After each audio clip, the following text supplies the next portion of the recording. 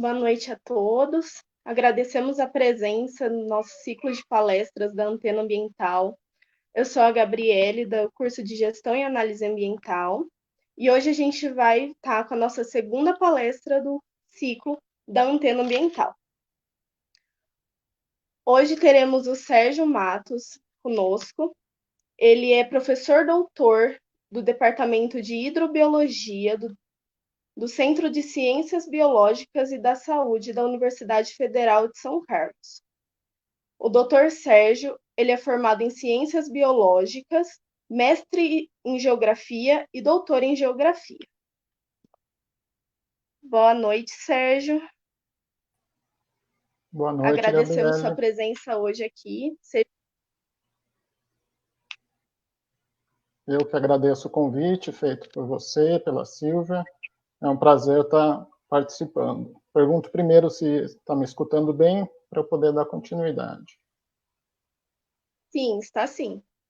Ok. Então, vou compartilhar a tela. Agradeço a presença de todos que estão assistindo. Vou começar compartilhando a tela para a gente começar a nossa conversa. Só um minutinho de paciência.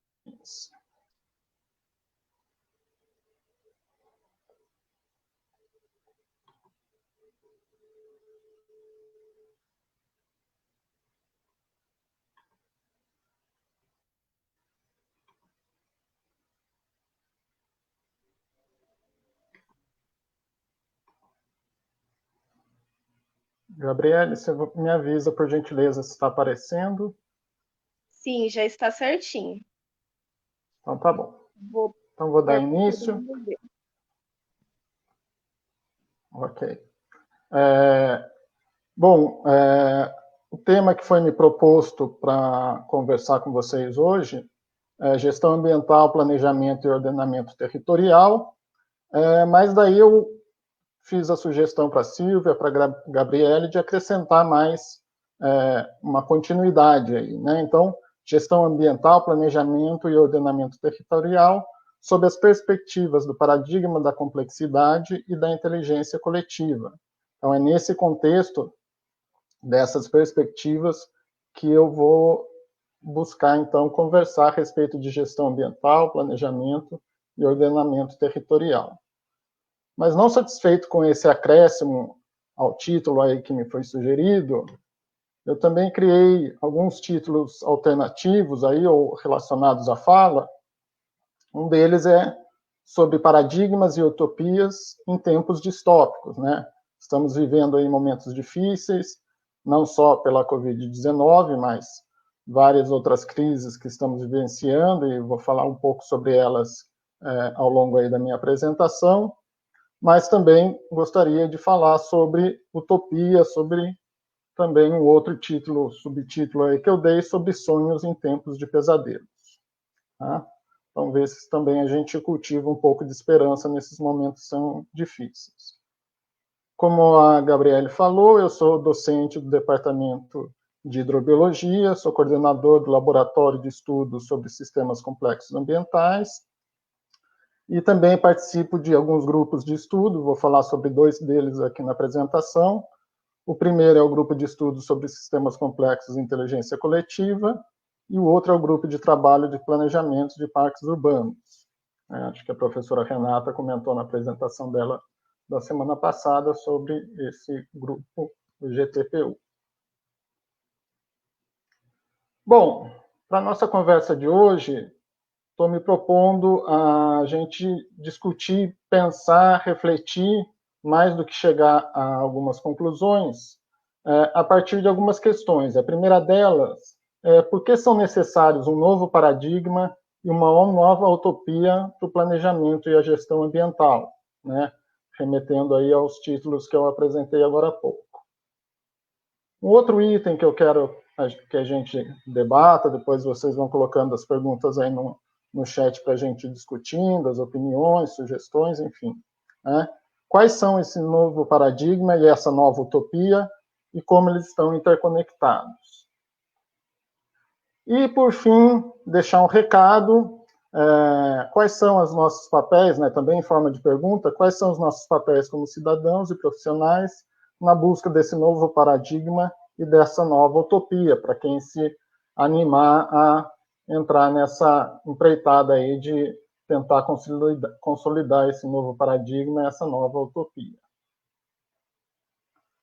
Mas, antes de tudo, eu gostaria de fazer um preâmbulo cultural aqui, né, aproveitar que estamos aí em tempos de isolamento e sempre uma leitura boa. Eu vou fazer uma indicação de uma leitura que tem bastante a ver com o que a gente vai conversar hoje nessa nossa apresentação. E coloquei antes esse recado, que a gente sempre vê em filme, novela, né? Os cenários a seguir são obras de uma ficção. Qualquer semelhança com nomes, pessoas, fatos ou situações, nações, terá sido mera coincidência. Vamos ver essa coincidência que aparece nesse livro. Não sei se alguns de vocês que estão assistindo já leram esse livro, mas é o que eu estou recomendando nesse preâmbulo cultural. O título é Não Verás País Nenhum, de um autor brasileiro chamado Inácio de Loyola Brandão. Esse livro, né, é classificado como um livro que mostra uma história distópica sobre um futuro do Brasil, né, e quando ele foi escrito, esse futuro era o momento atual que a gente está vivendo, né, e vou pedir licença só para ler o que está escrito aqui sobre esse livro, essa sinopse. Então é o seguinte: Não Verás País Nenhum, Souza, narrador personagem, conta aquilo que poderá vir a ser o nosso país em pleno caos que o próprio ser humano criou com o passar do tempo. Escassez de alimentos e água, proibição da livre circulação da população, opressão, autoritarismo, falsificação de história, o desastre ecológico ameaçando a sobrevivência e a violência direta e indiretamente. A história se passa em São Paulo, uma cidade tomada pela poluição, após a morte dos rios, das plantas, dos animais, e na qual as pessoas fazem de tudo para sobreviver. Não só São Paulo, mas também o país é tomado pelo chamado esquema, uma espécie de força ditatorial muito semelhante àquela de 1964, né, durante o período da ditadura cívico-militar aqui no Brasil. Há fichas para a água, a que poucos têm acesso, fichas de circulação, pois não se pode mais circular por toda a cidade, por todo canto. Cada um só pode pegar um ônibus pré-determinado. Carros não são mais usados. As comidas são todas feitas em laboratório. Há, inclusive, o Museu de Água dos Rios.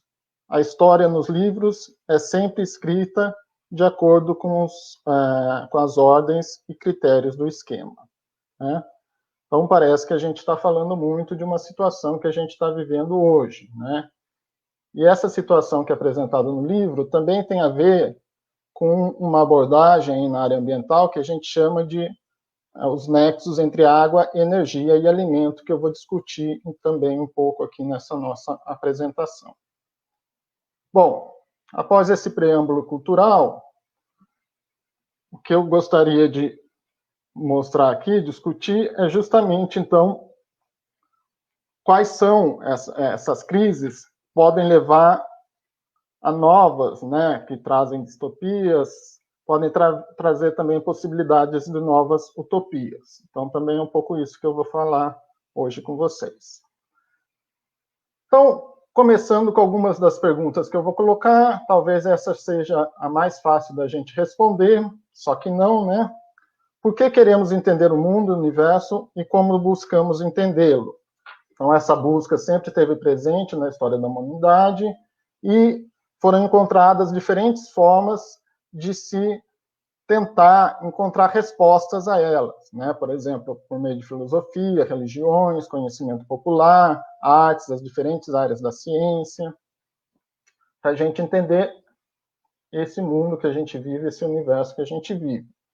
E é claro que as respostas a essa pergunta estão relacionadas à visão de mundo, que a gente chama também de paradigma, que cada um de nós temos, né? E isso é muito influenciado ou é reforçado pela formação que cada um de nós recebemos, né? Então, por exemplo, a visão de mundo, o paradigma aí de um gestor, de um analista ambiental, é diferente, muitas vezes, de uma pessoa com outro tipo de formação, outro tipo de formação acadêmica, né? Mas, como eu vou apresentar daqui a pouquinho, é importante sempre a gente entender a visão, o paradigma, as visões de mundo de outras pessoas, de pessoas que têm outras formações, e buscar um diálogo aí para chegar a algo em comum aí que a gente pode avançar na melhoria do mundo, né? Uma outra ideia que eu trago aqui para vocês é que geralmente a gente fala, na ciência a gente quer descobrir as coisas, mas na verdade o que a gente faz é, com a nossa visão, com o paradigma que a gente tem, a gente não descobre o mundo, o universo, as coisas do mundo do universo, mas sim a gente as cobre com as nossas ideias que são baseadas nessas visões, né? Aqui uma outra sugestão de leitura aí nesse período de isolamento social, que é o livro Estrutura das Revoluções Científicas, do Thomas Kuhn. Tá? E nesse livro ele apresenta uma proposta de como evoluir a ciência, que basicamente, né, de uma forma bastante resumida, a gente tem, nas áreas aí do conhecimento científico, a gente tem um paradigma, uma visão predominante, que é o que ele chama da ciência normal, mas com o passar do tempo, algumas ideias, alguns novos conhecimentos não vão se enquadrando nesse paradigma, isso vai se acumulando, gerando uma crise, e com isso, esse paradigma, essa ciência normal, baseada num determinado paradigma, começa a entrar em crise e vai dando espaço para a entrada de um novo paradigma nessa área do conhecimento ou na ciência como um todo. Tá? Então, é uma leitura de uma forma muito resumida, essas ideias do Thomas Kuhn, que vale a pena ler nesse livro aí, com detalhes, tudo que ele traz. Tá? Basicamente, a ideia é essa, que as crises levam a mudanças de paradigmas, né? E como eu comentei no início da apresentação, a gente está vivendo aí crises múltiplas nesse momento. Na apresentação aqui, eu vou falar sobre dois paradigmas presentes na ciência, o que a gente chama do paradigma mecanicista e o sistêmico, pensando tudo isso na questão do planejamento ambiental. Primeiramente, o paradigma mecanicista, determinista, a forma de ver, de tentar entender esse mundo, é como se ele fosse um grande relógio, uma grande máquina, que a gente tem que entender cada uma das suas partes, ou seja, cada um dos seus objetos que está presente, né? Esse universo pode ser o ecossistema que a gente está usando, que está estudando, a cidade que a gente está pesquisando, enfim, né? Mas aquele nosso universo de pesquisa, de interesse que a gente quer entender, para esse paradigma, a gente tem que entender as partes que compõem esse universo, né? Ele tem uma origem aí já de alguns séculos, lá, final do século XVII, começo do século XVIII, com a Revolução Científica, e tem nesses dois senhores aí, no Descartes e no Newton, os seus grandes precursores. Esse paradigma foi o que nos trouxe a grandes avanços científicos, como a chegada do homem à Lua, a Revolução Industrial, o avanço na medicina, que a gente está vendo como é importante hoje em dia, né? Porém, algumas consequências desse paradigma mecanicista, tradicional, clássico, focado no objeto, foi essa do isolamento das áreas de conhecimento, pensando aí principalmente na ciência, né? Cada uma não se relacionando muito com as outras, né? O foco em cada uma das áreas de conhecimento e não muito nas relações entre elas. E a consequência disso é a superespecialização que a gente vê hoje em dia. Essas áreas do conhecimento são subdivididas em sub-áreas, que por sua vez são subdivididas em disciplinas cada vez mais especializadas. E aí, a consequência disso, eu vou dar um exemplo prático, né? Vou usar alguns exemplos aqui de São Carlos, a cidade onde eu vivo, onde eu trabalho, e que estou aqui há 4 anos, mas já deu para conhecer bastante coisa. Eu vou mostrar alguns desses problemas que a gente tem aqui. Primeiro desses problemas, que está relacionado a essa visão mecanicista, focada no objeto, eu vou mostrar o exemplo do córrego do Gregório, que é um córrego que corta a região central aqui de São Carlos, né, que foi aonde se originou os povoamentos aqui em São Carlos, tanto povoamento indígena, como depois a colonização europeia, portuguesa aqui na região. Ele foi ocupado em suas margens, mas ele foi, aos poucos, se tornando um marginal, ou seja, aquilo que abastecia todo esse povoamento inicial aqui na cidade, aos poucos, e vou mostrar algumas imagens atuais também, ele começou a ser encarado como um vilão da história. Por quê? Por problemas como esses, né, de alagamentos. Uma foto antiga, vocês veem aí um Fusca, e outra, não sei se vocês conseguem enxergar, a imagem está pequena, mas é uma loja de discos aí, o destaque está em Wi-Fi, e não Hi-Fi, desculpe, não em Wi-Fi, né, que eram os discos de alta fidelidade, né, então vocês conseguem, discos de vinil, vocês conseguem imaginar que essas imagens são antigas, não só por esse todo aí dessa loja, mas também pelos carros que estão presentes, né? Bom, qual foi as soluções pensadas para esse problema das enchentes aí no Córrego do Gregório, em outros locais aqui de São Carlos e de outras cidades do Brasil e do mundo, né? Bom, vamos fazer obras para canalizar esse rio, retificar esse rio, tentar domar, né? E, como a gente sabe, essas soluções não são muito factíveis, o problema continua, né? Essa imagem é do senhor desolado, né? Que a tristeza não tem fim, felicidade sim, né?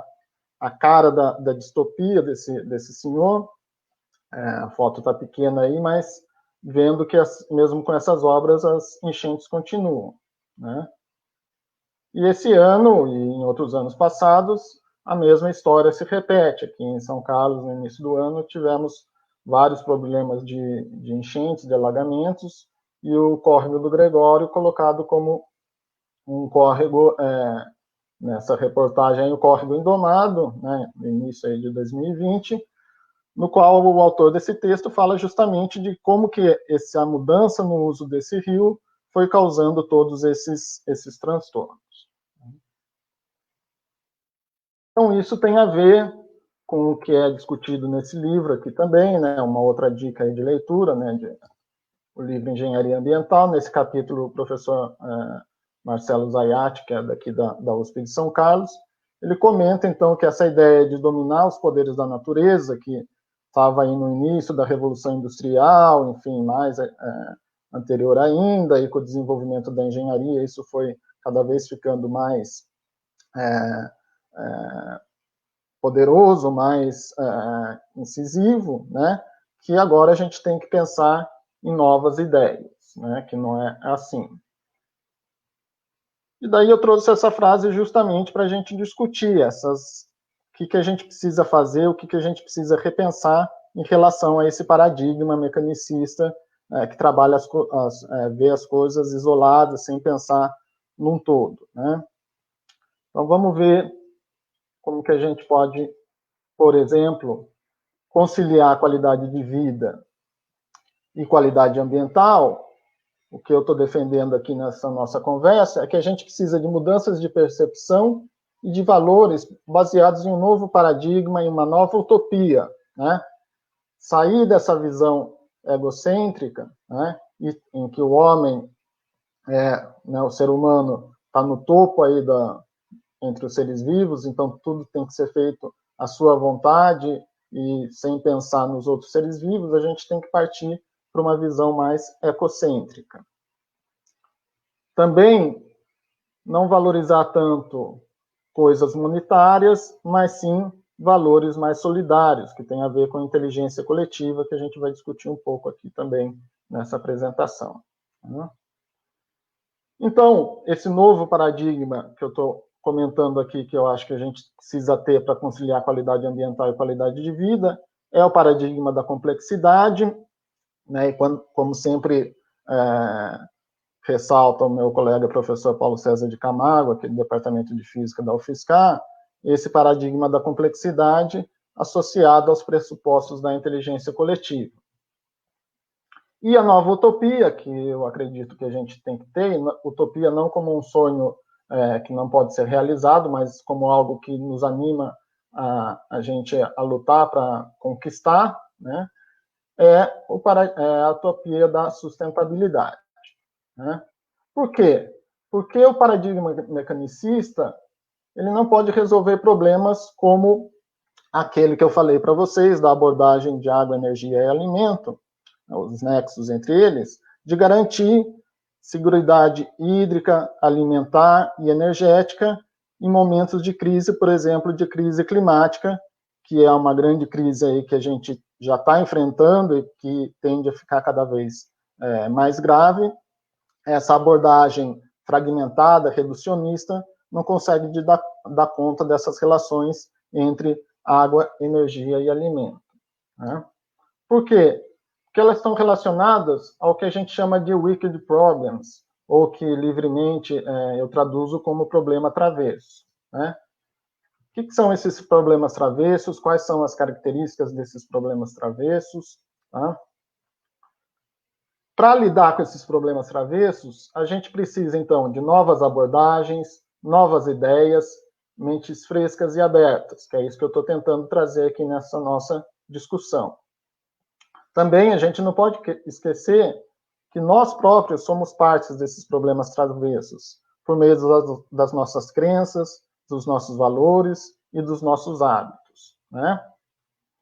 Aqui vocês veem que tem esse monstro aí com várias cabeças, representando o wicked problem, né, o problema travesso. Tem o fundamentalismo, a crise, aquecimento global, envelhecimento, mas vocês percebem que tem essa cabeça aqui do monstro sem uma definição do que seria um outro tipo de problemas travessos. Então, eu trouxe algumas sugestões aqui de problemas travessos que a gente está vivenciando e que dificilmente a gente consegue resolver a partir do paradigma mecanicista. Claro, o primeiro deles é a questão da pandemia da Covid-19. Um outro, relacionado também com a Covid-19, como atingir os objetivos, as metas do desenvolvimento sustentável previstas na Agenda 2030, que já estavam difíceis de ser cumpridos num contexto que não da pandemia, agora, com toda a crise econômica que vai vir, que já está presente, né, decorrente dessa pandemia, também é algo difícil de lidar. Um outro problema travesso é o que a gente está vivenciando em relação às políticas ambientais na gestão do governo federal, né, que vocês devem ter acompanhado aí aquela famosa reunião de 22 de abril de 2020, quando o Brasil de novo foi redescoberto, né, o que a gente vê, o que aconteceu naquela reunião ministerial, em que o ministro do Meio Ambiente falou que tinha que ser aproveitado justamente a pandemia da Covid-19 para passar a boiada em relação à legislação ambiental, flexibilizar, enfim, tudo aquilo que vocês estão acompanhando. E um outro problema que a gente está vivenciando mais aqui de perto, docentes, discentes, técnicos administrativos, é a questão da suspensão dos calendários escolares, seja no nível superior, seja no ensino fundamental, no ensino médio, também tudo isso são algumas características de problemas travessos, né? Bom, são alguns exemplos de problemas travessos. O que são esses problemas travessos? Então, algumas das suas características. Cada um desses problemas é único. Não há uma definição clara, elaborada do problema. Eles são multicausais, multiescalares, envolvem vários atores com interesses conflitantes. Eles transcendem os limites organizacionais, por exemplo, das disciplinas. Eles estão interrelacionados, então todo problema travesso está relacionado a outro problema travesso. Agora vem algumas características aí que são interessantes, né, também para a gente buscar solução. Toda solução para um problema travesso pode se ramificar através desse sistema. As soluções, elas não são certas ou erradas, mas sim melhores ou piores. Pode levar muito tempo para avaliar as soluções, o que exige aí um trabalho interdisciplinar. E os problemas travessos não são totalmente resolvidos, né? Diferente do que a gente pensa a partir do se a gente usar o paradigma mecanicista. Tá? Bom, então, os problemas travessos, eles são avessos a soluções simplistas, né? Eles necessitam, e como vocês devem ter verificado, né, os problemas ambientais, se a gente pensar em qualquer problema ambiental em qualquer escala, ele se caracteriza como um problema travesso, né? Bom, esses problemas travessos, esses wicked problems, necessitam de uma abordagem adequada para a tomada de decisões, principalmente se lembrarmos aquilo que o meu colega Carlos Goldenberg, aqui da USP de São Carlos, sempre fala que estamos vivendo, então, imersos no mundo VUCA, ou então, como ele diz, né, no mundo pós-VUCA. O que é esse mundo VUCA? É um mundo volátil, incerto, complexo e ambíguo. Eu vou tratar aqui a respeito só da questão da complexidade, né? Mas também a gente pode pensar que com a pandemia aí a gente pode acrescentar mais uma letra aí para o VUCA, né? Ficar um VUCAP aí, o mundo também pandêmico. Mas, como eu disse para vocês, vou focar aqui nas questões da complexidade. Né? Primeira coisa, por que são necessários um novo paradigma e uma nova utopia para o planejamento e a gestão ambiental? Então, vamos lá, finalmente cheguei no ponto que é mais direto ao título da palestra. Então, a partir de agora, a gente vai focar nessa questão. Planejamento e gestão ambiental. Primeira coisa, a gente não pode pensar que meio ambiente é simplesmente sinônimo de natureza. Usando aqui um exemplo de São Carlos, uma foto aqui do centro de São Carlos, isso também é meio ambiente, interação da sociedade e natureza. Então, a gestão ambiental tem que ser feita a partir de um paradigma que considera essas relações entre sociedade e natureza como isso sendo meio ambiente. Se a gente pensar na palavra planejamento, que a gente utiliza bastante, né, ela tem a ver, né, com o verbo, obviamente, planejar, mas que significa, de uma maneira literal, se a gente for traduzir, tornar plano. O que a gente quer tornar plano? Quer tornar plana a realidade, que, na verdade, ela é irregular, rugosa, como mostra aqui essa foto da região aqui da Serrinha do Araci, em São Carlos, uma paisagem toda rugosa, que antigamente se chamava de acidentada, né? E que a gente quer, de alguma forma, tornar essa irregularidade regular, fazendo esse planejamento, né? Dos exemplos em microescala que a gente vê isso é quando vai construir uma casa que tem um terreno declivoso, a primeira coisa que se faz é a terraplanagem, né? Bom, mas, usando aí uma frase do precursor aí da chamada geometria fractal, né, que tem a ver também com o paradigma da complexidade, Benoît Mandelbrot, o que ele diz? Ele diz, nuvens não são esferas, montanhas não são cones, continentes não são círculos, o som do latido não é contínuo e nem o raio viaja em linha reta. Então, a gente quer planejar, quer pensar num planejamento ambiental, mas que esse ambiente é irregular, como eu disse, não é plano, ele é rugoso. Né? Então, a gente quer planear ou planejar a realidade, ou a gente quer fazer um modelamento dessa realidade. Então, paradigma mecanicista, a gente tenta adequar o ambiente aquilo que a gente acredita que é o melhor para a gente, tornar ele o plano, né, no sentido aí amplo da palavra, né? Mas não seria melhor pensar numa relação mais orgânica entre sociedade e natureza, de seguir essa rugosidade que é natural, né? Então daí também vem a ideia do ordenamento territorial. Os territórios e os seus limites não são fixos, rígidos no espaço e tempo, mas sim fluidos e transitórios. Num sistema complexo, como são os sistemas ambientais, como eu vou falar daqui a pouquinho, a ordem e a desordem combinam-se para gerar a organização das paisagens. Então, a gente não tem só o ordenamento, temos a desordem presentes também, né? A gente vê, por exemplo, essa questão da fluidez dos limites dos territórios, nesse mapa gerado aqui pelo Instituto Polis a respeito da Covid-19, né, que vai tratar da questão das internações em São Paulo sobre pessoas, né, de pacientes com síndrome gripal, e o deslocamento que se faz ao longo desse território aí paulistano, como que isso se dá, né? Então, a gente vê de novo que os limites aí não são fixos, né?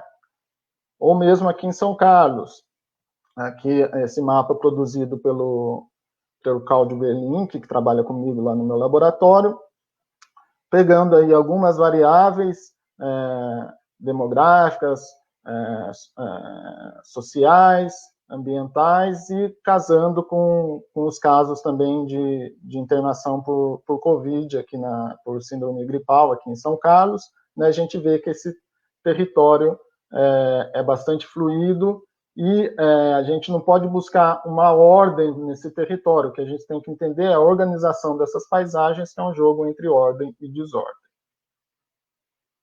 Bom, finalizada essa primeira parte aí da pauta, agora a gente vai para a discussão propriamente dita de quais são esse novo paradigma e essa nova utopia e como eles estão interconectados, né? Então, já comentei que esse novo paradigma é o paradigma da complexidade e a nova utopia, no meu ponto de vista, é a sustentabilidade. A gente vai entender, então, cada um deles e ver como eles podem se conectar.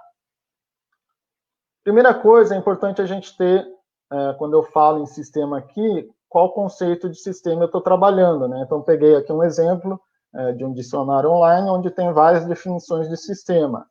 A que eu estou trabalhando aqui, definição de sistema, é a reunião de elementos concretos ou abstratos que se interligam de modo a formar um todo organizado. Então, é a partir dessa ideia de sistemas que eu estou trabalhando aqui nessa nossa conversa. Tá? Então, dito de uma outra forma, sistema é um todo organizado formado pelas interrelações entre seus elementos. Tá? Existem diferentes tipos de sistemas.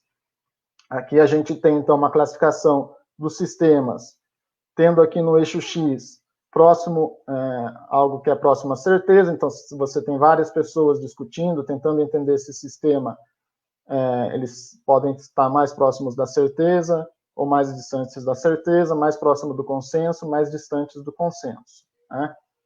Então, para dar alguns exemplos, né? Esse é um quebra-cabeça dos personagens aí dos Minions, né?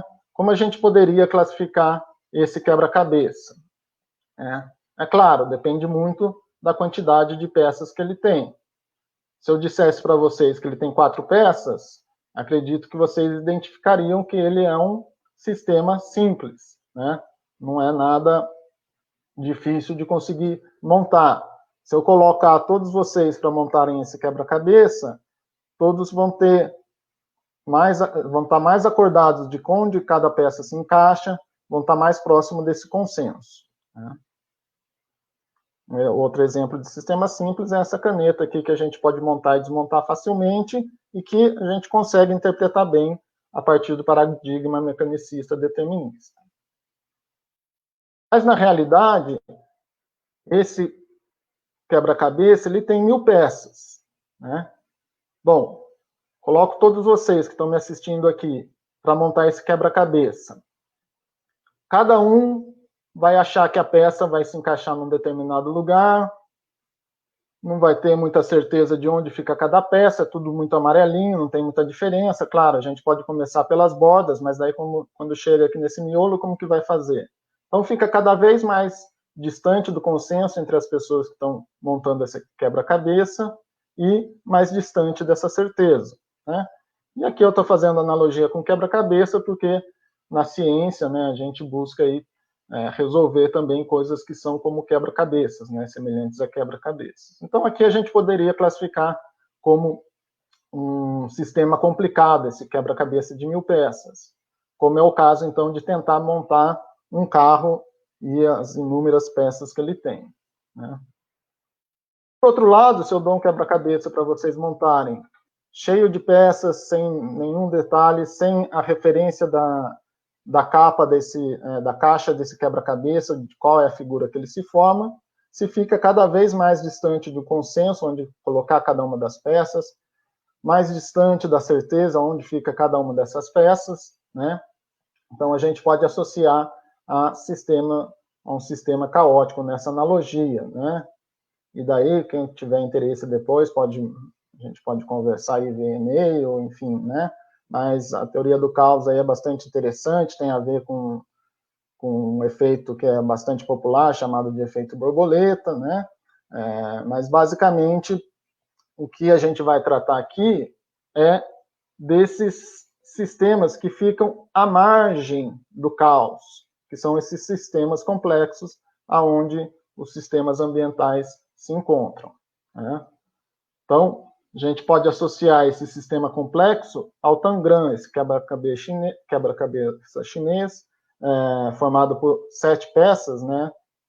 E você recebe como desafio algumas imagens que você tem que montar, aqui em branco e preto, e a ideia é como resolver isso com as peças que você tem, né? Desse lado aqui a gente tem as respostas de como montar isso, mas é algo que é complexo. E vejam, a quantidade de peças é pequena, mas de acordo com como ocorrem as interrelações entre essas peças, a gente forma um sistema complexo. Então, o sistema complexo tem muito a ver com interrelação. E é isso que eu estou apontando aqui como algumas características dos sistemas complexos. Por exemplo, o todo é diferente da soma das partes. No paradigma da mecanicista determinista, a ideia de conhecer as partes era a seguinte: bom, eu conheço as partes, o todo vai ser simplesmente a soma dessas partes. Agora, como a gente vê, por exemplo, na relação sociedade e natureza, isso não é verdade. Esse todo é tanto mais como menos do que a soma das suas partes. Tá? Mas por quê? Porque existem as propriedades emergentes, que vão estar relacionadas à não linearidade, a mecanismos de retroalimentação entre esses elementos que formam um sistema complexo, né? Aqui eu vou passar, é só um esquema mostrando a questão um esquema clássico de mecanismos de feedback, né? Mas que mostra a complexidade dessas relações entre doenças e aumento de população urbana ligada à modernização, aumento de tecnologia. Tá? Bom, então como compreender esses sistemas complexos e essas redes de relação relacionadas a esses sistemas, né? A gente precisa usar um princípio de Pascal, que é menos conhecido, aquele ligado à hidrostática, né? Não é, claro, esse Pascal do desenho aí do Enrolados, mas esse Pascal aqui, que ele dizia: considera impossível conhecer as partes sem conhecer o todo, tanto quanto conhecer o todo sem conhecer particularmente as partes. Então, quer dizer, não é que a gente tem que esquecer como são as partes de um sistema, mas tem que entender como elas se relacionam para formar esse todo, esse sistema. Então, o que a gente precisa é trabalhar com esses dois procedimentos, análise e síntese. Análise, para entender, estudar isoladamente cada uma das partes constituintes desse sistema complexo, né? Um processo aí que a gente pode chamar de decomposição, mas também fazer o processo de síntese, de avaliação, compreender esse sistema como um todo integrado, de como ele se relaciona. Então, se a gente vai fazer uma avaliação ambiental, a gente tem que trabalhar com procedimentos ligados tanto à análise como à síntese, e não simplesmente como a análise como prega o paradigma mecanicista determinista. Tá? Bom, o paradigma da complexidade, então, que está associado ao estudo dos sistemas complexos, ele é importante para que a gente não caia em alguns erros, né?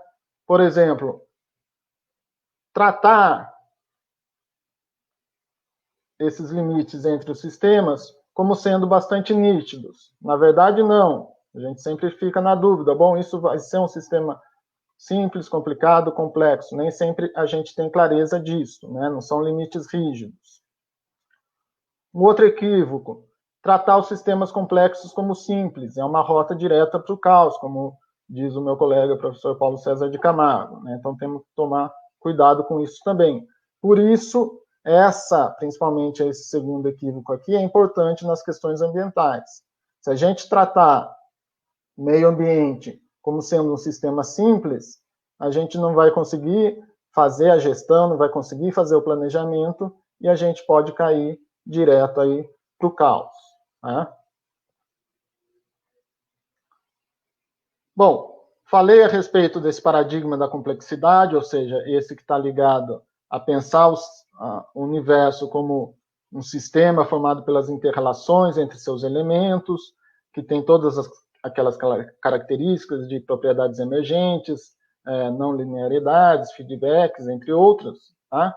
Agora eu vou falar rapidamente a respeito da sustentabilidade, como a sustentabilidade a gente pode entender a partir dessa perspectiva da complexidade. Tá?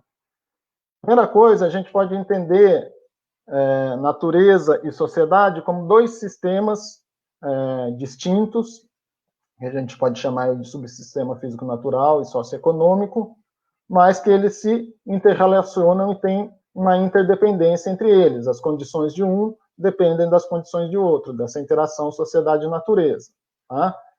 A natureza aí fornecendo serviços, recursos para as atividades humanas, né? E as atividades humanas, então, também, a partir de tecnologias, conseguindo também superar alguns limites que esse sistema, que o subsistema físico-natural nos impõe. Né? Eles são, como eu disse, sistemas distintos, né, cada qual com elementos, relações e evoluções próprias, mas que, ao se interrelacionarem, eles formam um sistema de maior nível holárquico ou hierárquico, que é o sistema complexo ambiental. Então, nessa perspectiva da complexidade, a gente entende meio ambiente não simplesmente como sinônimo de natureza, mas sim meio ambiente como um sistema complexo ambiental formado pela interação entre sociedade e natureza. Tá? E a partir dessa perspectiva, a gente tem sistemas dentro de sistemas, né? Numa organização que a gente chama de organização holárquica, ou seja, que há interações entre os sistemas complexos ambientais de menor nível holárquico, afetando os de maior nível holárquico, por exemplo, emissões de gases de efeito estufa em cidades vão atingir a biosfera como um todo. Ao mesmo tempo, o aumento de temperatura global vai afetar os ambientes urbanos, cidades específicas. Né? Então, tem um movimento aqui dos sistemas complexos ambientais de menor nível holárquico para os de maior nível holárquico e vice-versa. Tá? Entender essas relações nos mostram a importância de adotar as bacias hidrográficas como unidades de gestão participativa, de gestão ambiental participativa. Por quê? O que acontece numa subbacia vai afetar a bacia hidrográfica como um todo. Da mesma forma, o que acontece numa bacia hidrográfica de maior ordem pode afetar suas subbacias. Então, essa visão é importante a gente ter no planejamento, na gestão ambiental. Né? Bom, a partir dessa perspectiva, a sustentabilidade, então aquela utopia que eu conversei com vocês no início aqui da apresentação, representa justamente a tentativa de compatibilizar as dinâmicas desses dois subsistemas, sociedade e da natureza, tentando chegar ao que a gente chama de uma estabilidade organizacional desse sistema complexo ambiental. Para isso, obviamente, tem que ser respeitados os limites do subsistema físico-natural, né? Garantir suas propriedades de resiliência desse sistema complexo, né? E essa manutenção da estabilidade dos sistemas complexos ambientais vai garantir o desenvolvimento sustentável, na qual se propicia justiça social, desenvolvimento econômico do subsistema socioeconômico, mas também de modo a respeitar os limites e as potencialidades do subsistema físico-natural. Agora, a gente não pode se enganar que essa sustentabilidade vai ser um estado estagnado e isento de conflitos, né? Na perspectiva dos sistemas complexos, esses conflitos são inerentes, são próprios da dinâmica, aquela dinâmica que eu comentei sobre ordem e desordem gerando organização, né? E é justamente esse dinamismo que vai garantir essa estabilidade, essa sustentabilidade dos sistemas complexos ambientais. Essas perturbações, como eu disse, são inerentes a essa dinâmica entre sociedade e natureza, mas a partir dessas crises surgidas nessas relações, podem aparecer novos estados estáveis, os quais também podem ser compatíveis com a sustentabilidade. Então, a questão da sustentabilidade sob a perspectiva da complexidade talvez seja o mais complexo, o mais desafiador e complexo problema, o wicked problem aí que a gente tem para resolver. E agora, como recado final, quais são os nossos papéis como cidadãos e profissionais na busca desse novo paradigma e dessa nova utopia, né? Eu acho que é aquele lema já antigo, né, de pensar globalmente e agir localmente, é bastante válido, principalmente se a gente pensar na questão da inteligência coletiva. Mas esse pensar globalmente e agir localmente não é pensando na globalização que exclui as pessoas, não é pensar nas mídias que nos padronizam de uma única forma, mas sim pensar e agir, pensar globalmente e agir localmente, utilizando os princípios, as ideias da inteligência coletiva. Por exemplo, aqui são alguns trabalhos orientados da professora Luciana Schenck, do IAL da USP, aqui do Instituto de Arquitetura e Urbanismo da USP aqui de São Carlos, né? Quando eu vi algumas apresentações dela e da professora Renata, eu me encantei pelas propostas, né, dessa mudança, dessas relações entre qualidade de vida e qualidade ambiental, como compatibilizar isso, e a partir desse contato com elas, atualmente faço parte de um grupo chamado GTPU, no Grupo de Trabalho de Planejamento de Parques Urbanos em São Carlos, que as duas coordenam, e no qual, coletivamente, a gente usa a ideia da inteligência coletiva para pensar num sistema de espaços livres, um planejamento ambiental aqui em São Carlos, baseado num sistema de espaços livres. Então, buscar essas relações com outras pessoas, utilizar a inteligência coletiva para essa nova utopia da sustentabilidade, utilizando o paradigma da complexidade. Como recado final, essa frase: caminhante, são tuas pegadas, o caminho e nada mais. Caminhante, não há caminho, se faz caminho ao andar. Quais são essas pegadas que a gente quer deixar? São as pegadas ecológicas de carbono, as pegadas do antropoceno, ou as pegadas da inteligência coletiva. Agradeço muito a paciência de todos que assistiram. Aí está meu e-mail, quem quiser entrar em contato, fique à vontade. Agora eu passo para você a palavra, Gabriele.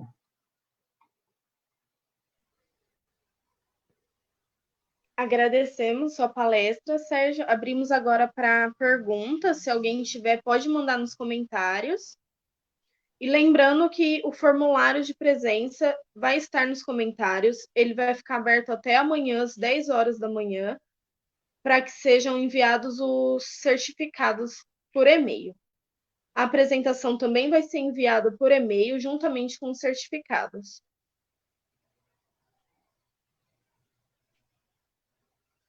Caso apareçam dúvidas, depois podem mandar pelo formulário que a gente retorna o e-mail. Agradecemos a presença novamente, Sérgio, e uma boa noite a todos. Eu que agradeço, Gabriele. Obrigado pela presença de todos.